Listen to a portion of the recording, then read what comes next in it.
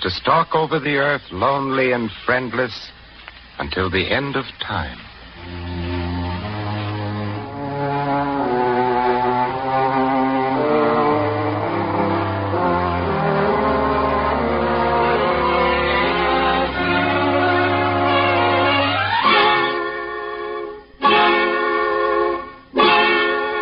Time is the judge, history the jury of these mysterious men whose stories have no ending.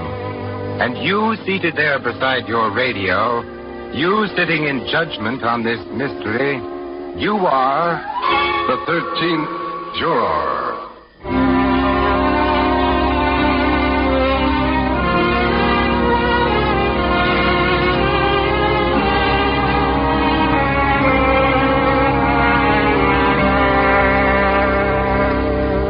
Starring the distinguished actor Vincent Price.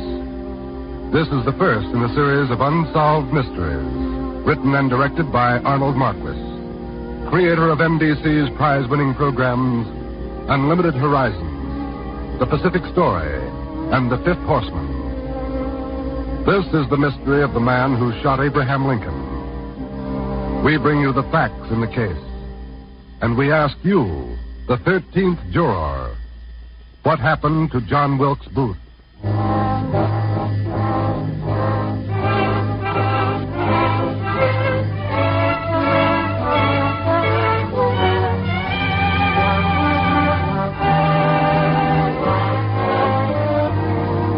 This is Vincent Price. On the night of April 14th, 1865, John Wilkes Booth stepped into the president's box in Ford's Theater in Washington, D.C., shot Abraham Lincoln, jumped to the stage and shouted, rushed out of the back door, and galloped away.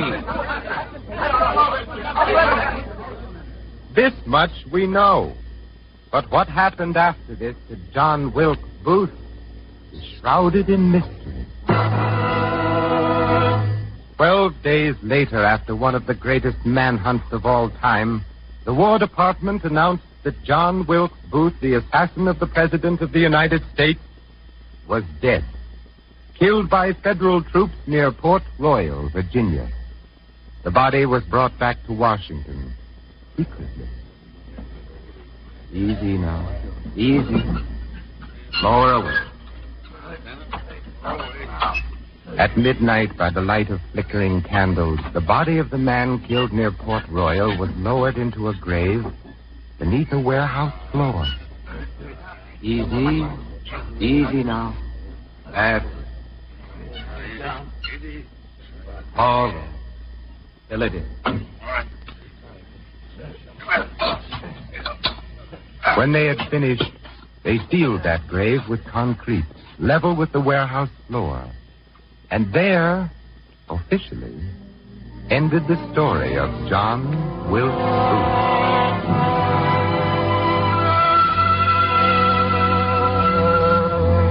But even before that secret midnight burial, many Americans swore the real John Wilkes Booth had escaped, that they had seen Booth far from Washington, D.C., alive. That wasn't Booth they killed. I saw Booth myself 2 days after he... They killed another man to stop the nationwide clamoring for Booth's blood. That's what they did. The United States Secret Service brought back the corpse of an innocent man to collect that $50,000 reward. I heard he was seen outward bound for South America, and if you ask me, I think...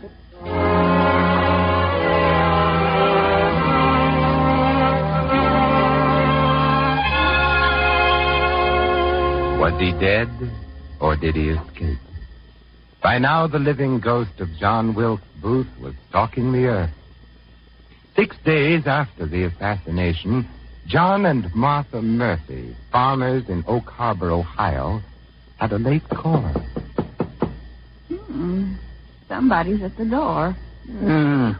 This time of night? Yes.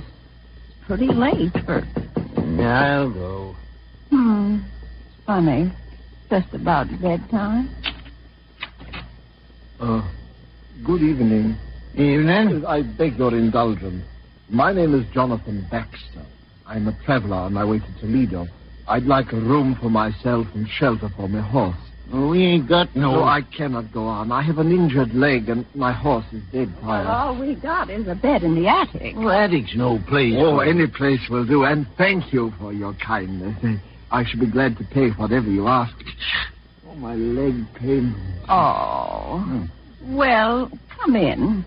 Come in if you don't mind sleeping in the attic. And John, take his horse out to the barn. All right. All right. Now, right this way, Mr. Baxter. I cannot tell you how grateful I am.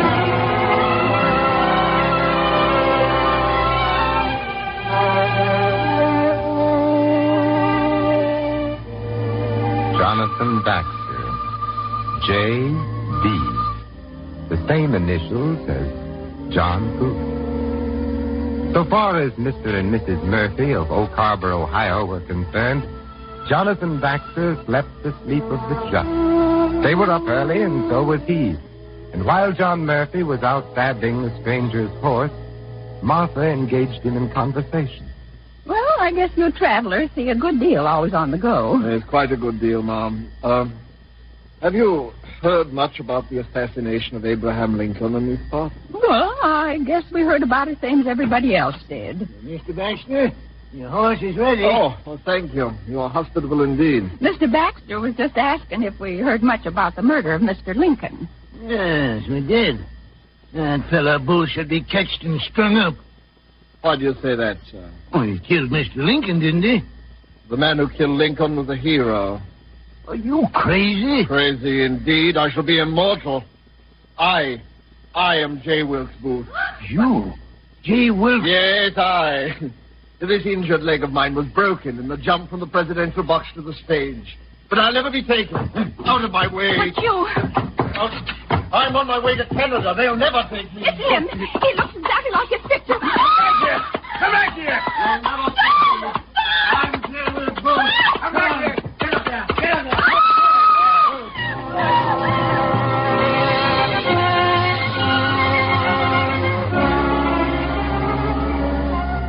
Was that J. Wilkes Booth?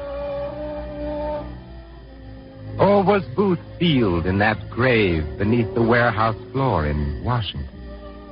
By this time, J. Wilkes Booth was stalking the earth. Was he living or dead?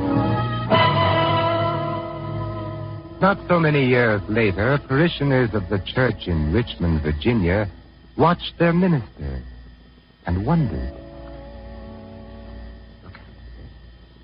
Every Sunday, more like a night.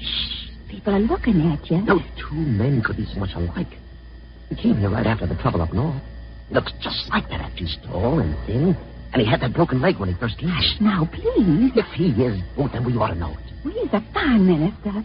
His sermons are inspiring and polished. Too polished, if you ask me. Quiet now. He's going to speak. There will be many, yea, multitudes of those who will ponder their ways here on earth and mourn their choice of companions. For there should be no opportunity for repentance once the gate has been shut before them. Think ye well on the story of the foolish virgin and take it into your heart. For if you neglect the oil for thy lamp while it is available, you will find the supply has dwindled and gone before you have fed the wick of thine own thoughts. And so I say unto you, know thyself, and keep thy lamp filled with oil, that ye may be numbered in the glorious company. Let us pray. That faker. Sometimes I want to stand and shout. Tell us already, John Wilkes Booth, you blackguard.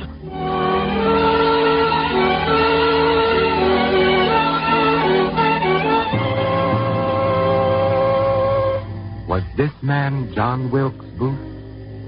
The doubts never died. But this creature had so much charm, so much composure, that no one ever brought him to the challenge.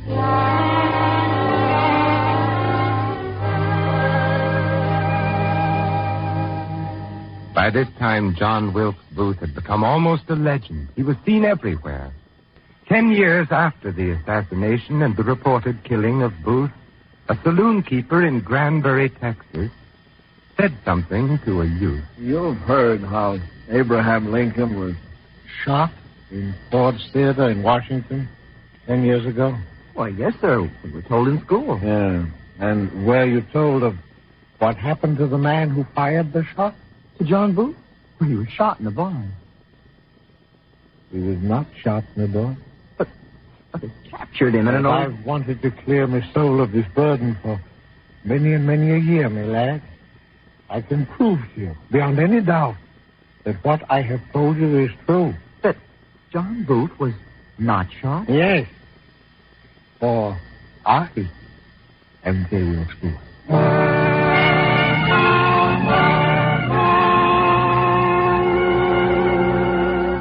This fantastic claim might have passed unnoticed. The lurid tale of an irresponsible, drink-sodden character. But 25 years later, the boy, now grown to manhood, now a respected attorney in Memphis, Tennessee, journeyed to Enid, Oklahoma to view the body of a human derelict who had committed suicide.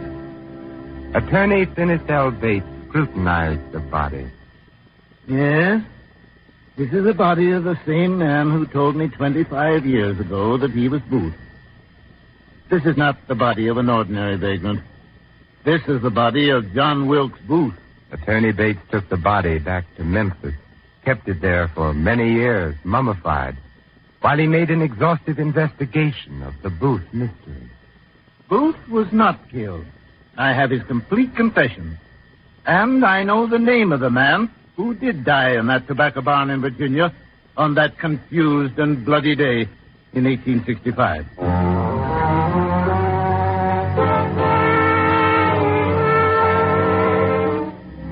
If the man buried under the warehouse floor in Washington was not John Wilkes Booth, who was?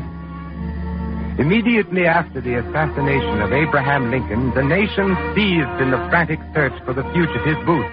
Troops of cavalry scoured the countryside, but the tall, thin assassin, dramatic in word and action, slipped through their lines. Some days later, two gaunt men, one of them tall and thin, with an injured leg, turned up at the ferry on the Rappahannock River at Port Royal, Virginia. Look, that Confederate soldier there is waiting for the ferry to take him and his team and wagon across the river. He looks suspicious to me. Stop clenching your hands like that. I wasn't clenching my hands. I ain't nervous.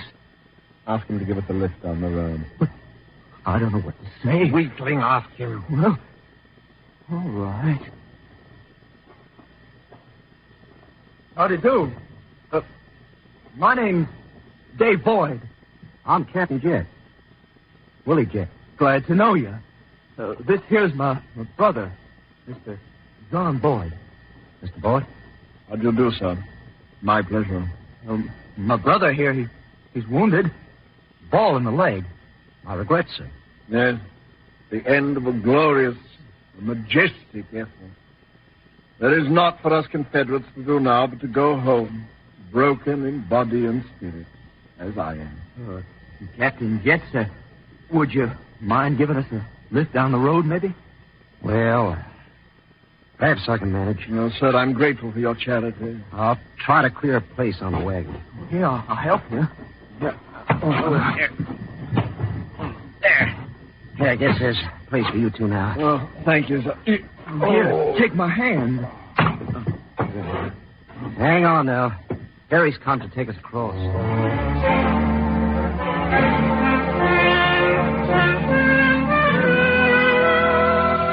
As they crossed the river and rolled down the road, Captain Willie Jet eyed his two passengers. I'll be glad to get home. Yes. For the spirit of the true South isn't crushed. Oh, that's right. I didn't see as much action as I wished, but I'll be proud of my part. Every true Southerner should be proud of his part. Yes, a Southern gentleman's badge of honor is his uniform. But there were some heroes who did not wear the uniform. Well, I suppose. Some of us were heroes in another sense. How do you mean? I am the assassinator of the president. I'm afraid I don't understand you, sir. I killed President Lincoln. You? Don't pay no attention to him, Captain. He's all Silent fool. I am J. Wilkes Booth. It's impossible. Look at my leg. Broken in the jump from the president's box to the stage. It's broken. Not He shot. don't know what he's saying. He don't know what Deeds are not done on the battlefields alone. You, J. Wilkes Booth. Yes. Did you ever see me on the stage? I am the Brutus who has saved this nation. And yet the newspapers call me cutthroat and hireling thug. I, J. Wilkes Booth. But it was I who forever ended tyranny in this nation. Captain Willie Jett was struck with fear. 4 miles down the road from Port Royal, he palmed off the 2 suspicious characters to a farmer named Jack Garrett. Yeah, I guess we got a bad boy upstairs. Well, I should be grateful, sir. Captain Jack give us a lift because we was with A.P. Hill's corps. You two see anything of that play actor John Booth on the road? No, we ain't seen nothing of him. No. Have you? They're offering $50,000 reward for him, dead or alive. That is a great deal of money. Wished he'd come this way so I could catch him and get the reward. If he were to come this way, would you inform against him? I could sure use the money. Yes, but you would... What's that? Cavalry? Oh. There's a troop of Yankees coming down the road. Yankee soldiers? Yeah, Yankees. Have to hide the food, lock the barn. Perhaps I'd better hide, too. Oh, you're not in danger, sir. It's best that we hide. Come, cousin, give me a hand. Where you going, Mr. Boyd? I'm wounded. I feel that. They won't touch you. They might steal provisions. Look, a whole troop of Yankees riding by. It must be important for that many cavalrymen to be down here.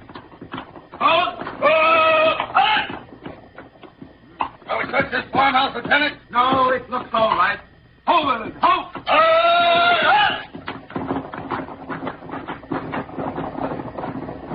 I wonder what they're looking for. Maybe they're after you, Mr. Boyd, and your cousin. For us? What do they want us? What are you hiding? My good fellow, we have nothing to hide. You telling the truth, Mr. Boyd? The gospel truth, sir. Mr. Boyd, you better clear on out of here. Clear up. Mr. Garrett, your father assured me that he was glad to help a former Confederate soldier, especially being wounded. I don't trust you. I don't understand, sir. The way you wanted to sneak off when those soldiers came. Oh, that. Now, get your belongings and get. We don't want you on our place. My good fellow, I'm a wounded man. We don't want you around here, either of you. But we can't go on tonight. My leg. Can't we sleep under the porch? No. Dogs will tear you to pieces. I must plead with you, Mr. Garrett. I cannot go tonight. Can't we sleep anywhere? In the barn, perhaps? Near our horses? No. No, you'll have to get out. My friend, suspect us of anything you must, but I pray you don't put us out tonight. Please let us sleep in the barn. Please, sir. Well, you can sleep in the tobacco barn on the hay. But I'm going to sleep in the corn crib. No horses going to be stolen from here in the night.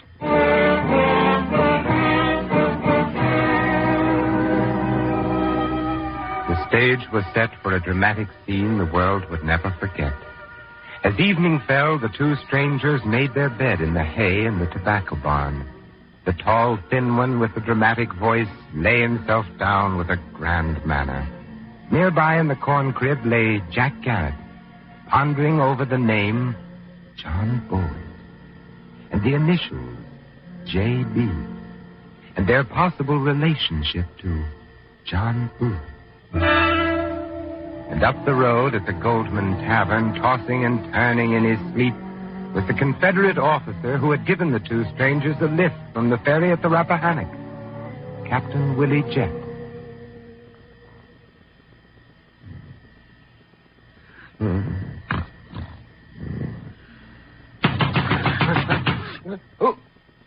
Who is it? Break in the door. Wake up, Captain Jett, wake up. Who are you? What do you want? I'm Lieutenant Doherty, in charge of the search for Booth. Wake up, I say, wake up. What's that against my ribs? A pistol. We want information, and we want it fast. Where's Booth? Who? Booth, John Wilkes Booth. I don't know. Sergeant, put that rope around his neck. Yes, sir, Wilkes.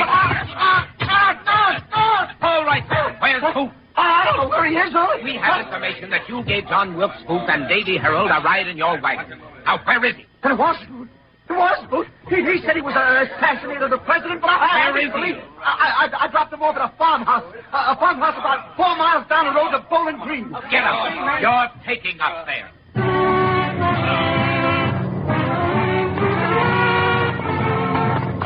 Hot on the trail, the federal cavalry troop galloped down the lonely road through the dark of night. Captain Willie Jet leading the way, the Yankee lieutenant and his sergeant riding full tilt beside him. With pistols drawn and sabers flashing in the moonlight, they drew up to a halt on the Garrett farm. Dismount! Surround the house and barn.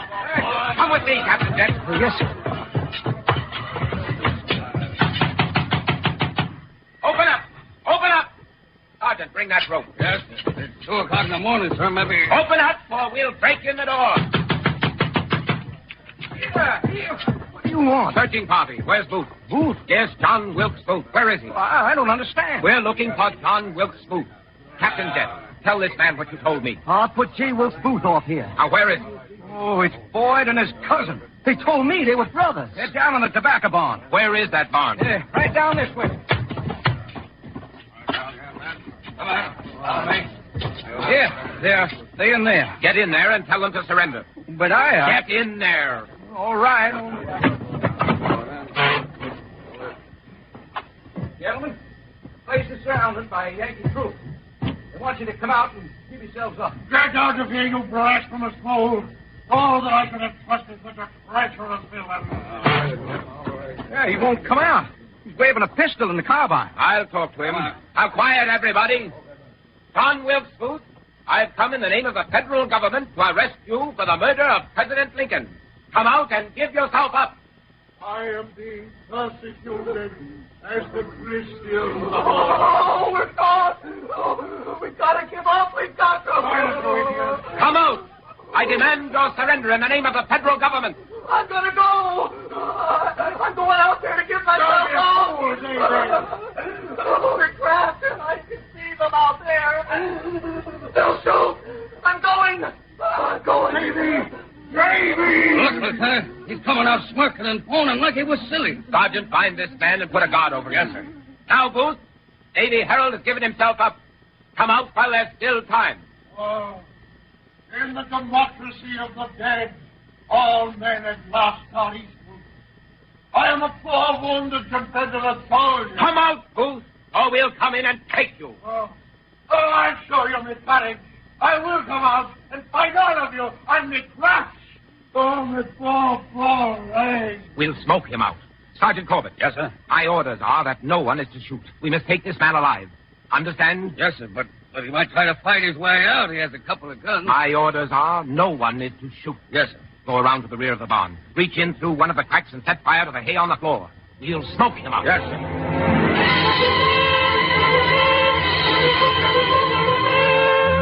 A wisp of smoke billowed into a cloud, and suddenly the barn was ablaze, a flaming holocaust in the dark of night. The troopers held their positions, the grim expressions etched in their faces by the firelight. Watch him, men. Don't let him escape. But take him alive. Inside the barn, the trapped man struck at the flames, struck out like a wild man. The flames leapt up around him. Hold your position, men. Suddenly, in the back of the barn, somebody fired. Somebody fired a gun. Well, Booth is down. He shot. Somebody shot Booth. Who fired that gun? Quick, rush in and drag him up. Yes, sir. Yes, sir. Come on, Dad. Give me some help. Come on.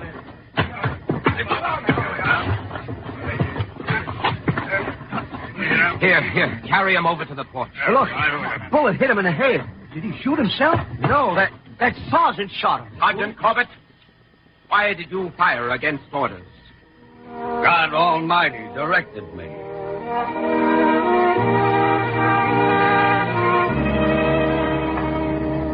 Was this the end of John Wilkes Booth? Was it John Wilkes Booth who stopped that night at the Murphy farmhouse near Oak Harbor, Ohio? Was that minister in Richmond, Virginia, John Wilkes Booth? Was that saloon keeper in Granbury, Texas, who killed himself in Enid, Oklahoma, John Wilkes Booth? Thousands of fragments of evidence testify that John Wilkes Booth escaped, and thousands of denials have been made that this could have been possible. What then happened to the man who killed Abraham Lincoln? Time is the judge. history, the jury. And you are the 13th juror. The decision rests with you.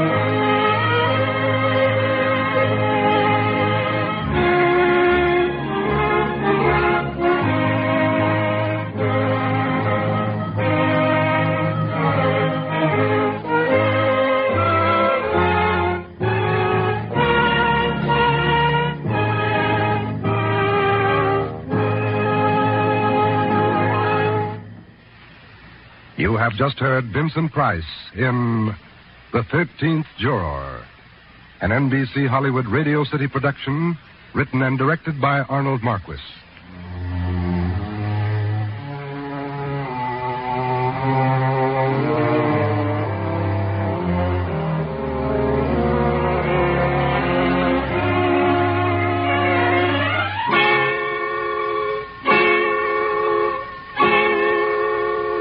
Join us again at the same time in the weeks to come and hear the unsolved mysteries of Niccolo Paganini, the Lost Dauphin, Marshal Ney, Judge Crater, Ambrose Bierce, Hitler, and many others on The 13th Juror.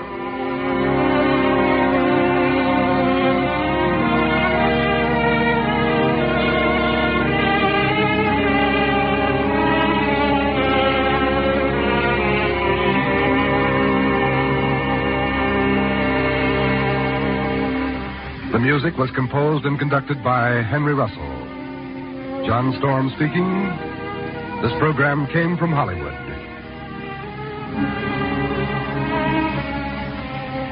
This is NBC, the national broadcasting company.